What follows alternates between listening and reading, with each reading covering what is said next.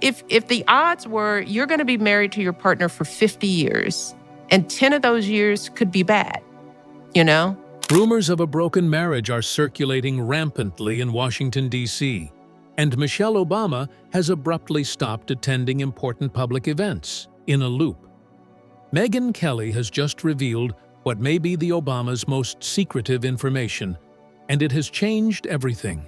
Not the Michelle you knew, cryptic remarks about a bad decade in marriage, rumors of a split, and an astonishing Hollywood link are just a few examples of how things have changed.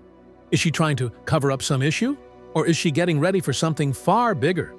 You're going to discover it soon. Your perception of Michelle Obama is incorrect. Our idealized portrayal of her has persisted for a long time.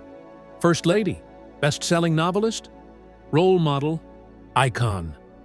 Smiling and delivering the speech with ease belies a deeper issue. She seems exhausted, resentful, and maybe even lost in her most recent public appearances. Where is the Michelle who gave hope to many people with just one word? For what reason is she becoming increasingly irritated with the nation that elevated her to such a pedestal? Above all else, what is the secret that Megyn Kelly has revealed that might expose this entire image? As soon as Michelle Obama entered the public eye, she was acknowledged as more than simply her husband's political spouse. She was adored by the media. Styled, elegant, and eloquent, she had a Harvard degree. Her speeches were expertly crafted to resonate with audiences of all political persuasions, striking the perfect balance between being personable and authoritatively presidential. She was a sensation in magazines, and TV hosts raved about her charisma and wit. Plus, her 2018 autobiography, Becoming, was a smashing success, selling over 14 million copies worldwide. She continued to be a powerful figure even after she left the White House, with sold-out concerts, new Netflix projects, and the possibility of a run for president being mentioned by some. But recently, the tone has changed, in her own words and in the press alike. A sentence that really stuck out in Michelle's recent address was this: "We don't get to change the rules, so we always win." At first glance, it seems like a plea for justice. On closer inspection, though, a bitterness emerges, a grudge that appears to transcend partisan lines. At another point, she made the statements that the majority of Americans will never benefit from the affirmative action of generational wealth, and that if they choke in a crisis, there is no second chance. This goes beyond mere reality. It's an intimate deal. This has many people asking if the woman who said, "When they go low, we go high," is the same one. Why is Michelle, who appears to have it all, power, wealth, and influence on a worldwide scale, so disappointed? Some argue that all she's doing is stating the obvious. The timing, though, seems strange. It seems like Michelle's remarks are more than mere reflection, as the Biden-Harris government battles record-low popularity ratings, increasing inflation, and internal party strife. Distancing sounds like what someone is attempting to do when she decides she doesn't want to be the captain of the ship anymore. When Barack Obama was president, Michelle was there for him emotionally. Unity, hope, family, and advancement were the key themes of her lectures. Opportunities, education, proper nutrition, and military families were some of the topics she covered. While she may not have been elected, her part was quite clear. She brought her heart. However, there were undercurrents of hostility even at that time. Just after her husband received his presidential nomination, she made the statement, "For the first time in my adult life, I am really proud of my country." Opponents deemed it ungrateful, while proponents said that it was misconstrued. Looking back, though, it seems more like a glimpse into persistent animosity and less like an isolated incident. And the resentment is beginning to surface. Michelle has made several recent comments that seem to indicate her profound discontent with politics, public life, and maybe even her own place in it. "Hope is hard," she has said, And people are tired. She has also said that the system continues to fail people of color. These aren't the remarks of someone who is happy with the advancements she previously advocated for. Rather, they are those of someone who is mired down by the system she co-founded. Does Michelle just want to be honest, or is she starting to crumble? What happens when a prominent figure constructs their image with such meticulousness and strategy that even the slightest flaw becomes a news story?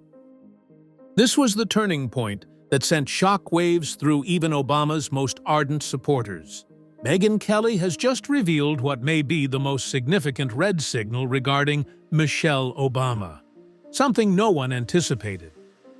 Kelly claims that Michelle has been concealing something extremely personal and maybe explosive behind her carefully crafted public persona. Does the silent disintegration of one of the most influential political marriages of the modern era seem plausible? And the most crucial question is, has it begun? Returning to the original point, let's examine the words used. The former Fox News presenter, who has made a name for herself by fearlessly addressing prominent personalities, mentioned serious rumors from reputable people regarding the marriage of Michelle and Barack Obama on a recent edition of her show, The Megyn Kelly Show. First things first, this isn't idle rhetoric. Kelly claims that among Washington, D.C. and New York-based media insiders and serious journalists, the type that don't repeat anything unless there's a solid reason, rumors about the Obama's split have been going around. "I've been hearing this from folks I trust," Kelly said with a hint of sharpness. "People whose livelihood depends on the veracity of their claims.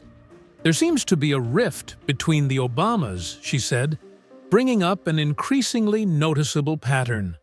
Michelle's glaring absences from high-profile public engagements, and Barack's oddly solitary attendance when the pair would normally be seen together. The possibility that this may trigger a political earthquake is not an exaggeration, according to Kelly. Notably missing from former President Jimmy Carter's burial was Michelle Obama. At least one prominent representative from each of the living presidents was there. For someone of Michelle's notoriety, the deafening quiet that ensues when no more information are provided about the scheduling conflict that her staff claims she experienced. At Trump's inauguration in 2017, other prominent Democrats opted out, but Michelle's decision was more deeply felt. She refrained from discussing it in the public eye thereafter. A subtle, unambiguous rejection to take part was all that was required. No other commitments were made. Many at the time believed it was a political protest, but now that she has gone missing and her talks have taken on a more melancholy tone, it feels like something else entirely. Broken. Somebody else, besides Kelly, had hinted at some conflict happening behind the scenes. Jessica Reed Krause, better known by her username House in Habit on Substack, is a journalist and writer who added gasoline to the fire earlier this year when she made her own accusations. Rumors about a growing divide between Barack and Michelle have been circulating in New York and Los Angeles social circles for more than a year, according to her sources. Rumor has it that insiders began to worry things would get worse after Michelle failed to attend Carter's burial. Krause stated, "It's no longer a question of if," in an article that has subsequently gone online. "It's a question of when." By implying that there is tension, she is implying that the couple will eventually split. The most odd turn of events occurred when rumors began to surface that an outside force, actress Jennifer Aniston, was involved in Michelle Obama's purported separation from Barack, according to several unsubstantiated but widely shared texts. While specifics are vague at best, the name continues popping up in relation to exclusive gatherings in New York and Los Angeles, leading some to speculate that Barack is related to Aniston in some elite circles. An anonymous source allegedly informed Krause, "He's with Jennifer Aniston. My former boss is aware of this. Those close to her know about it." To set the record straight, Jennifer Aniston has stated, "I don't even know him," in response to the report. Despite the fact that I've seen Michelle more often than Barack, rumors continue to circulate. The complete truth remains unknown to us. It is surprising enough that seasoned journalists and political insiders are giving this type of allegation their full attention. Problems in the Obama marriage might have political overtones, as well as personal ones. Among Democrats, Michelle Obama continues to rank high on the list of trusted and adored leaders. She has more support from the party's public than any other prominent member, even Joe Biden and Kamala Harris. The impact from her allegedly breaking apart with Barack, or any split behind the scenes, may completely alter the Democratic agenda leading up to 2024. That is, unless her name is being mentioned as a possible contender herself. The calculated social media posts have only served to fuel the fire of suspicion, though. Someone was quick to detect something was wrong with Barack's birthday photo he released earlier this year of Michelle. Unlike Barack, who was smiling and bright and polished and entirely in the picture, Michelle seemed distant and sat far away in the unflattering shot. Is this photo really so awkward? Possibly yes. On the other hand, it may have been an intentional effort to make everything seem regular when, in reality, chaos reigns. The point that Megyn Kelly wanted to make all along is that the fissures are starting to appear. Everything is out of whack these days, from Michelle's emotionally detached public demeanor to Barack's forced demonstrations of togetherness to the unexpected surge of conjecture behind the scenes. Political insiders, prominent broadcast speakers, and seasoned reporters are pushing this, not tabloids or gossip websites. Is it possible that there is no fire, just smoke? Most likely so. Even if it's behind closed doors, smoke in Washington, D.C. always indicates something is burning. Some have said that Michelle Obama's most impactful speech in years was delivered not for the reasons you may think. Something seeped through her carefully selected words and polished delivery. A sense of loss, intense irritation, and maybe even a deliberate separation from the political machine she had previously faithfully supported. She is known for her uplifting speeches, but this was different.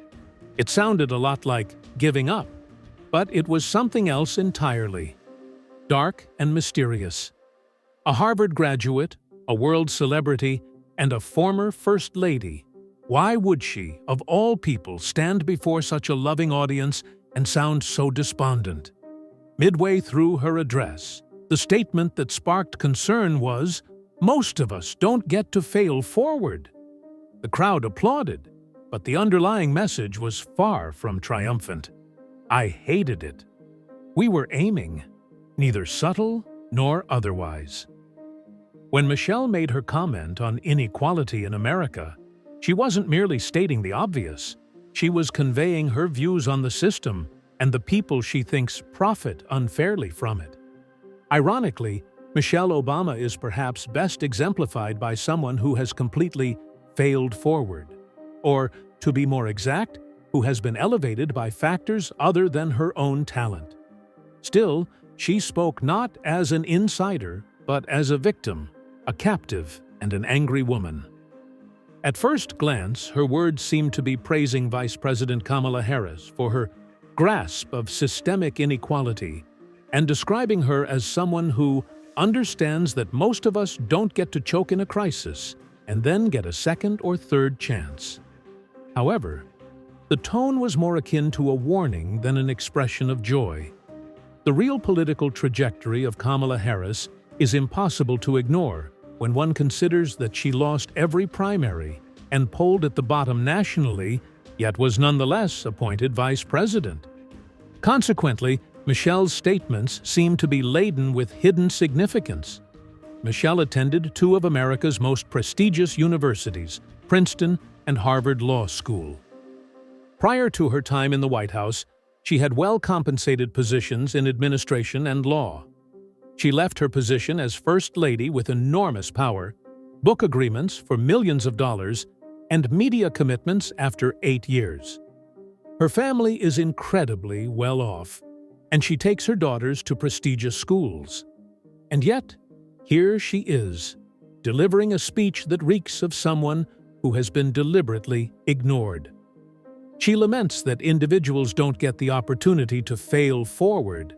Nevertheless, her husband did just that on several occasions, beginning with his brief stint in the Illinois Senate and continuing through his presidency, which many viewed as being based more on appearances than content. Even Michelle herself is being considered as a presidential candidate, unlike Kamala Harris, who failed upward and has no experience in politics or public service. Thus, just whose opportunities are being turned down? While Michelle's portrayal of the United States as an exclusive club for the wealthy and powerful may strike a chord with some, her delivery dilutes the impact of her message. People can't help but notice the cognitive dissonance when someone who flies about in a private aircraft and lives in a multi-million-dollar home talks about systematic disadvantage. Maybe it's meant to be that way, because Michelle is the true focus of this speech, not Kamala or Trump or structural obstacles. Rebranding is the deal. Control is the key. The speech hardly touched on Joe Biden, which is surprising given that she was speaking at a Democratic Party gathering supposed to rally support for the ticket. Perhaps this is why she has started to distance herself from the Biden-Harris administration. Systemic unfairness, hopelessness, and the lack of hope were her focal points, rather than the existing president or his achievements. She brought up divisiveness, fear, and hate before claiming that hope is making a comeback. However, her claim lacked conviction. Scriptedness pervaded, performed, without substance. Actually, it may not even be trying to rouse voters. She may be trying to regain her freedom. Michelle is making a name for herself in a way that distinguishes her from Biden and Harris, who are both sinking in the polls. By doing so, she is able to escape responsibility for their downfall and reinvent herself as a hesitant visionary rather than a party loyalist. An avenger who, although being an integral member of the system, is able to perceive its shortcomings from her vantage point. It's successful from a political standpoint, but it's also very sensitive. She can avoid the wreck while still enjoying the spotlight. In light of this, a more important issue arises. Is First Lady Michelle Obama establishing a political narrative apart from Barack's, Biden's, and the Democratic establishment? Warning signals exist. The tone of her most recent interviews has changed significantly. She describes being exhausted, resentful, and struggling to always be the one who rises above. She alludes to a nation that, despite her extraordinary access and success, still doesn't completely embrace those like her. Topics covered in her podcast include emotional exhaustion, personal struggles, and chronic unhappiness. Her recent remarks have included language that is often reserved for those who are ready to support an incumbent, who is clearly failing in office. The scene is being established by her. The Democratic Party could hunt for new leadership if Biden's support keeps falling and Kamala keeps being an unpopular representative of the government. Michelle, for all her protests, would undoubtedly be number one on that list. However, when that day comes, she would want not to be perceived as an automaton. To be an outsider once more is her desire, a new face, the truthful tone, the woman who couldn't ignore the pain of the people despite her best efforts to remain out of it, is making her despair very obvious to everyone who is paying attention.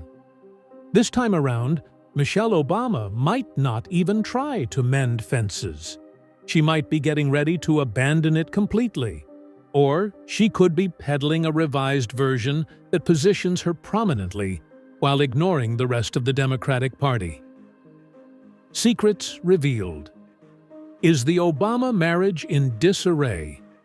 The Obamas have been acting quite strangely as of late, and everyone in the Washington, D.C. area seems to agree, is aware of it. As time goes on, the seemingly flawless marriage that represented the ideal of the American liberal elite begins to show signs of cracks. Rumors are swirling among Capitol Hill insiders, political journalists, podcast hosts, and even former workers, suggesting emotional estrangement, clashing lives, and a marriage bound together more by legacy than love, behind the manicured family photographs and pleasant smiles. Now, it's more than just conjecture. Michelle is beginning to exhibit signs of impatience, and the fissures are open for anyone to see. The world's most beloved woman is discussing bad decades in her marriage. Why is she being so forthright about it? This pretense can only last so long, right? Begin with our current understanding. Michelle Obama has been vocal about the value of open dialogue, understanding one another, and supporting one another in partnerships for quite some time. Nevertheless, her tone has changed in recent times. In a long-term marriage, you're going to have a bad decade. This was a comment that Michelle Lee made on her podcast, which she co-founded with her brother, and was designed to provide listeners with insight into family dynamics and real-life relationships. Not just a poor patch, not just a tough period, a whole decade of misery. Plus, her laid-back assurance made it quite apparent that this wasn't just talk. Anecdotal evidence is the source. To suggest that the admission by the former First Lady is startling would be an understatement. However, that wasn't the sole warning sign. Michelle characterized her relationship with Barack in the same conversation as characterized by emotional distance, incompatibility in their day-to-day lives, and continual friction about schedules. She implied that they don't adhere to the same schedules or even speak in the same way. Despite the media's portrayal of her husband as her rock and their 30 years of marriage, her tone betrays an obligation-based rather than an intimate bond. Think about Barack Obama's public persona. He's always smiling, he's charming without trying, and he says everything with precision and poise. For all things political, Barack is the consummate actor. He effortlessly glides into interviews as if he's still campaigning, and he almost never displays any indications of emotional distress. Whatever may be going on behind the scenes, he is the one who always appears well-groomed, and that difference could be the root of the issue. Michelle is obviously working harder to gain recognition, but she is receiving less attention in return, while he rides the wave of adulation and charm. Neither is this a novel dynamic. For a long time, people have been upset about how Barack became a worldwide celebrity, but Michelle, who was just as successful, was frequently put in the background. First Lady, loving spouse, role model, but never exactly the center of attention. That shadow may have seemed limiting for someone as driven, intelligent, and well-known as Michelle. Many in the know have long pointed out that since leaving the White House, Michelle and Barack have had quite distinct lives, with their own enterprises, tours, and book deals. The way they look together is frequently too manufactured, more like a deliberate move than an organic one. Example, Barack recently sent a birthday message to Michelle. He posted a picture of them having what looked like a romantic supper together. The photo did more to cast doubt than light. Barack appeared calm and beautiful, but Michelle appeared exhausted and unprepared, sitting apart from her husband. He stole the show, while she faded into the background. Public perception is paramount for political couples. Speculation ensues as soon as such pictures begin to appear stretched or fragmented. Right now, that is precisely what is happening. Rumors of an impending Obama split have been subtly circulating for more than a year, according to Jessica Reed Krause, a writer with extensive ties to political and entertainment circles. She is not referring to casual online chatter, but rather to private messages exchanged during social events, such as parties, fundraisers, and high-profile meetings. Something is slipping into place behind the scenes, according to her sources, and Megyn Kelly swiftly reiterated the idea, saying that serious journalists have informed her the same thing. Even more astonishing is the uniformity of these assertions across many domains. The Obamas, according to political insiders, are leading quite different lives at the moment, with Michelle not showing up to many of Barack's solo appearances and vice versa. People who utilize social media have observed that the photographs they have recently shared seem distant, rare, and overly staged. Some in the political sphere are beginning to openly question whether Michelle Obama is targeting the man she once referred to as her love of her life in her latest speeches, which are characterized by bitterness, pessimism, and harsh criticisms of American institutions. Michelle may harbor resentment against Barack because of the seeming ease with which he handles everything. He appears to float, whereas she has spent her life working, striving, and managing. Michelle has had to prove herself in every arena, in contrast to he who has been lauded for every well-prepared statement. People are quick to forgive Barack when he makes a mistake, but they are quick to blame Michelle the moment she displays any signs of exhaustion or irritation. That disparity has the potential to wear anyone down in the long run. The tension becomes more than just personal. It becomes political when you add the huge burden of being part of the Democratic Party's power couple. They aren't the only ones the Democratic brand is touched by if their marriage is truly in peril. In addition to being a married pair, the Obamas have long stood as a symbol of hope, progress, and the so-called American dream. When this symbol breaks, it sends a message that cannot be disregarded. As the Biden-Harris administration keeps floundering, it erodes the emotional underpinning that many people are still holding on to. It is possible that Michelle is preparing for a career in politics, apart from her husband, by cultivating a more distinct personality through her podcast, voice tone, and seeming absence from significant events. Is Barack going to be there to support her through it? The public believed the Obamas were unmovable for a long time. Actually, it's possible that's not true. Disingenuousness, accusation, and the defense of the media. If you ask Michelle Obama, she'll tell you that she's still having trouble, that she remains an outsider, still ostracized, constantly battling the system, despite her Ivy League education, worldwide renown, multi-million-dollar partnerships with Penguin Random House and Netflix, and her position as First Lady of the United States. However, the true paradox lies not in her words, but in the vast chasm that separates her imprisoned persona from her actual life. Also, it doesn't show any real wrongdoing. Rather, it shows how the left uses victimhood for political gain.